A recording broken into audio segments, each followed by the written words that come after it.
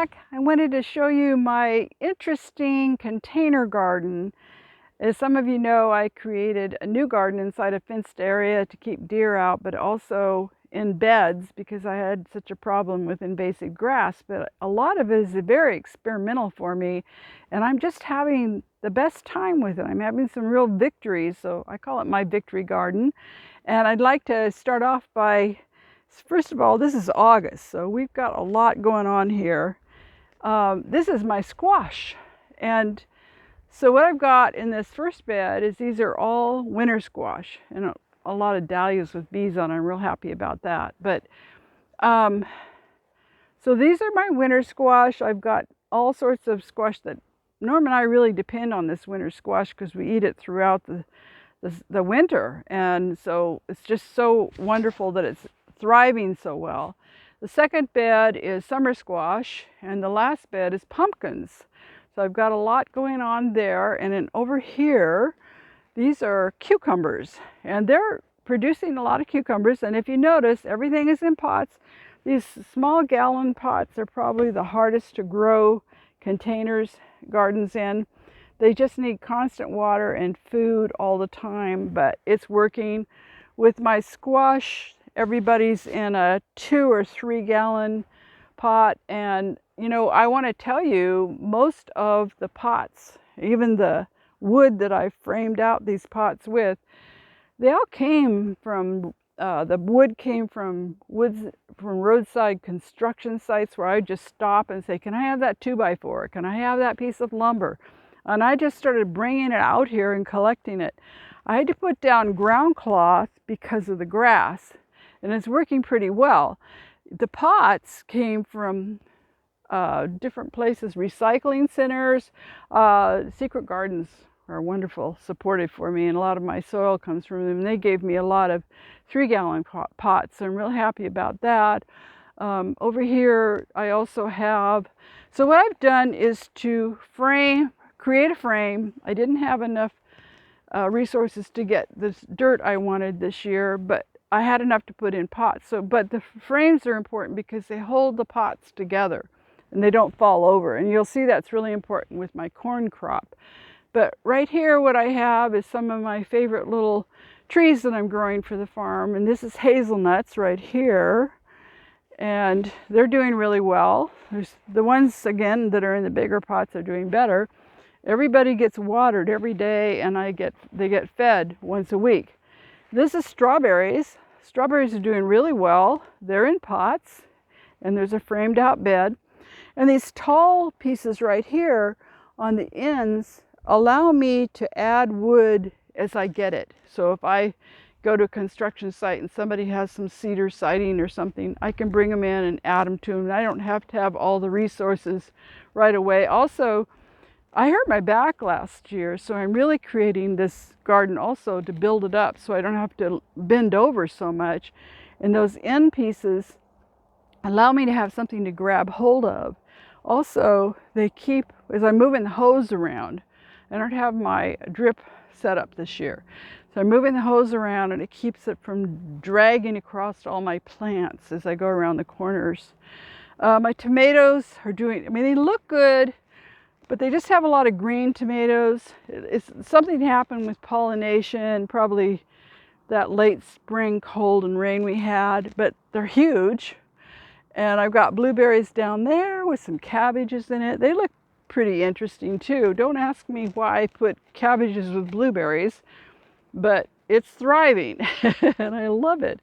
And I've got all this evening primrose that grows wild on this farm. And I've kept a grove in the middle of kind of my wild place, but look at these cabbages, and they're growing amongst the blueberries. They seem to be, there is some cabbage moth damage, but I'm going to be harvesting these and making some sauerkraut pretty soon. So I'm real happy about that. I didn't get much blueberries this year. Again, there is a pollination with lack of bees in the early spring that happened here. Our pear trees have no pears, but we do have a few apples. Right now, we do have a lot of bees. This plant, this is a good example. It was watered last night, and it already needs water. So the bad thing about trying to do it in pots is without the drip all set up is you do have to really watch it because it doesn't hold enough moisture, and the black pots in the spring or in the summertime attract heat, and as well as the ground cloth. So there's an issue with keeping things watered, but overall those plants look really good. And I want to show you my corn because it was totally an experiment, you guys. I mean, everybody's saying you can't plant a corn plant in a gallon pot. It just isn't enough soil, nutrients, and water. And how do you control them? Because it gets so top heavy and they fall over. Well, let's go look at my corn beds. Again, what I did is I put each corn plant in a gallon pot, and I built these frames to hold them up. So here they are, top heavy, and they're actually creating my little cornlets. I'm so happy to see them, and they're not falling over. Here, this one has tassels over here. So we're just now starting to get corn, which is late for other parts of the country, but here it's about right, August and September. And they're pollinating really well, the wind pollination, which is kind of what you want with corn. You want it close enough that it can pollinate. But look at all the tassels in here. You see these tassels?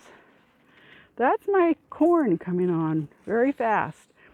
I have to water it every single day, and I have these buckets right here where I've mixed fertilizer in it. Every single day I'm putting fertilizer in those gallon pots because corn needs nitrogen. Doesn't do well, but it's intensive work, and my goal is to not have the corn in pots, but actually have these beds filled with dirt and have fewer corn in them, and maybe do a really long 2 or 3 rows, frame them out, put good soil in them, and have my corn that way. This, I'm sorry, I just love bees, so I let some of it go to seed because it's bok choy. But as you can see, it's full of honeybees, and I just love it. This is cilantro right here, and I've got a few flowers in here. This over here is a winter bed. It's got Brussels sprouts, cauliflower, broccoli, and it's not supposed to have cabbages, but it does. So I'm really looking forward to Brussels sprouts because they're very difficult to find in the winter and very expensive. And if you can grow them and get a good stock going, you can have, just one plant can provide you food for months. My peas don't look so good because they're almost through, and I'm going to harvest all that and give it to the chickens and put winter varieties of broccoli and Brussels sprouts into it. I've got a tray on the ground over here that's going to be transplanted into that bed, and I'm about ready to do that.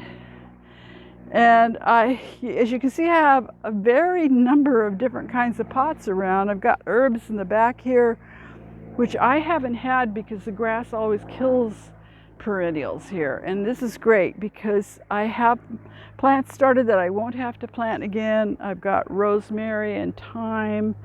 I've got basil in my hoop house, which is really great with my peppers. And this is dill. I have other dill, but this one I'm letting go to seed because I want the seeds. The other one, I took the greens. I've got a few carrots in here. Some of my lettuce is going to seed because of all the heat, and the chickens will get that. And my peas on the end are almost done, and I'll take all of that out and plant some more winter crops in there. But these beds are great. They actually were made with cedar slabs that I found at a little mill down the road. The sides and then the tops again are taller, or these uprights are taller, so I can add boards as I get them. And I was able to have enough soil to fill these, and these plants are doing really well, and they're very easy to keep watered and feed them because of all the soil in there. These are my beans. I feel sorry for them, but basically what's going to happen here is all of this grass and everything is going to come out of here and be real long beds with a fence in the middle, just like I have it. And right now they're all in gallon pots, and the grass is trying to take that over, but I'm getting beans, so I would say it's very successful. And it just shows you, no matter where you are, you could grow food. Like if you're in an apartment with a deck, you could grow beans. Instead of having them grow up, let them grow down the sides, you know. Or you can put up a little trellis and grow beans up the side of the building. If you have a deck that has sunlight, you can do all sorts of things in these pots.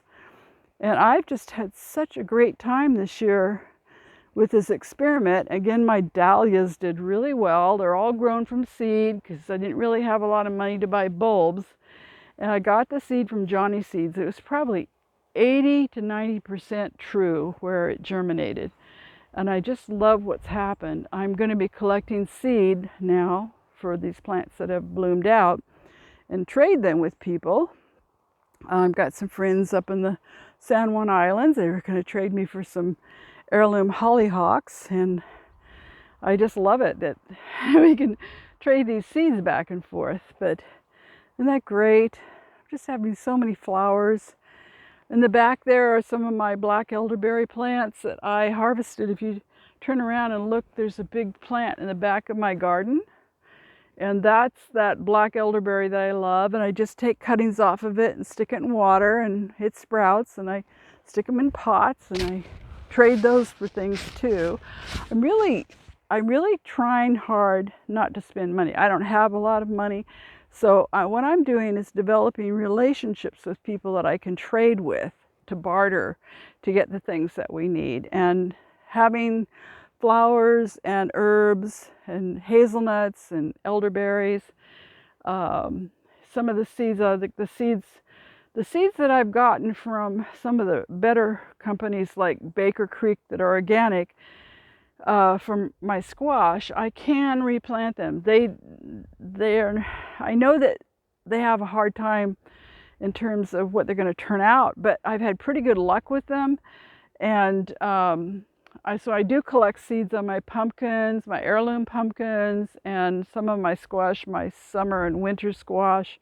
The corn, I just really haven't learned that technology yet, but I'm sure if farmers can do it like they've done it all over the world with corn, I can learn that technology. But that's on my little list to do this winter, is learn how to collect seed on corn and see what I can do. Well, that's my summer tour of my garden, and I'm hoping that you are having a great time. I just want to show you one more thing. This is my beliefs too, is that a lot of the vegetables that you collect in the store, like the ends of celery and the eyes on potatoes, so much of it can be repurposed. This is what I do with the eyes on my potatoes. They come in, I already have these buckets. I actually have some grow bags that someone gave me that I wanted to try out, where I put the eyes in here and kept it watered and put dirt over it, layers, and I'm growing my potatoes from the eyes off my potatoes. So that's a very fun thing you can do. I do have some celery in the back that I cut off the ends of the celery and I stuck them in there, and they're growing really good. It's actually different than the celery that you find in the store that's very thick and kind of light colored. It's deep green, has the best flavor. I love cooking with it. It has lots of leaf on it. So some of my thinking about it is that it might be better to grow it myself from the ends of what I have. And when I'm growing these, I'm thinking about it because these actually will go to seed too. And I might try collecting seed off the celery and grow it out, because it's just great. I love to cook, and I love it when I get these really strong flavors off of herbs and vegetables. That is the end of my talk today. I just get excited. I talk too much, but I wanted to tell you about it. I'm having a great time with my summer garden. I hope you are too.